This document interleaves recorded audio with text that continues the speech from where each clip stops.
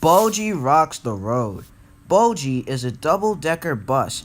He wishes that passengers would ride in the buses and on the roadways all the time rather than the railways. The engines don't like that. But Bulgy doesn't care, and he wishes that the roads were free. Bulgy, how long have you been waiting here? I've been waiting here for 35 minutes. Duck's train is late. Well, Thomas is supposed to arrive 5 minutes before I am, so he's already late himself. You know what? Engines are no good to the passengers. They are a danger to the railway. The railway is a danger to the roads, said Bulgy. Bulgy, it's not nice to be so rude, said Bertie. Forget that, said Bulgy. I wish passengers would only use roads. Oh, I'm so sorry I'm late, Bertie. I had gotten held up with some cows. Some cows? You are being a danger to the passengers, Thomas. What? Where is this coming from? Don't worry. Woo-hoo. I'm sorry, Bulgy, said Duck. I was late because the Fat Controller was talking to the Deputy Minister. The Deputy Minister is leaving today. Well, said Bulgy, you will make me very late. I shall have to make up for lost time. So will I, said Bertie. You engines are useless and unreliable. Bertie and Bulgy hurried away. Thomas, Emily, James, and Duck were in the yard, discussing Bertie and Bulgy. Bertie is following Bulgy, said Thomas, because Bulgy wishes that the roads were all to themselves, and they didn't have to work with engines. I don't like that Bertie and Bulgy are being so rude, said Emily. It isn't very nice at all. I can handle Bertie. He's only pretending to hate the railways. But Bulgy is a different story, said James. Anyway, said Duck, I have to go pick up my train and take it to the miniature railway. Woo woo. Well, you all better be on time today. Bertie and I don't have time to waste, said Bulgy.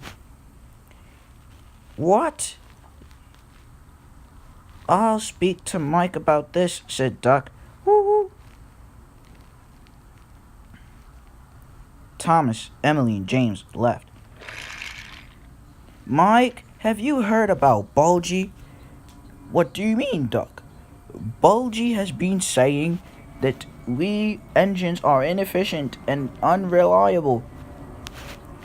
Well, I'll show that boss a thing or two the instant second I run into him. Oh, well, Mike, that is brave. It's a true shame you standard-gauge engines aren't as brave to stand up to a silly double-decker bus. Bulgy is only so brave because he thinks just because he is a double-decker bus that he is better than everybody else. Well, he's not, Duck. Remember that.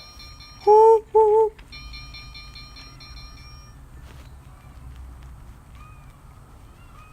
The engines were in the foundry. I'm glad Bertie decided that it's better to stay by himself instead of roll with Bulgy, said Thomas. Never mind, Bulgy's still out there. He's a danger to the passengers, said James. I don't like that Bertie was being teased by Bulgy and lured into Bulgy's horrible ways. What's that now? Said a voice. It was Bulgy.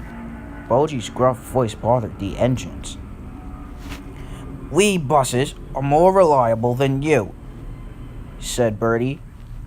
Bertie, said Thomas, how could you? But they were already racing away. I'll see you later, Duck. Okay, Mike. Goodbye. Then came Bulgy. Oh, you must be Mike of Arlesdale, and you must be Bulgy, the double-decker bus, said Mike. Mike was not pleased to see Bulgy. I don't like you, said Mike. You've been rude to Duck and the other engines. Forget them. Let's talk. You shouldn't be carrying passengers, said Bulgy. I am a bus. And I know, said Mike. Out of my way. Steam engine coming through.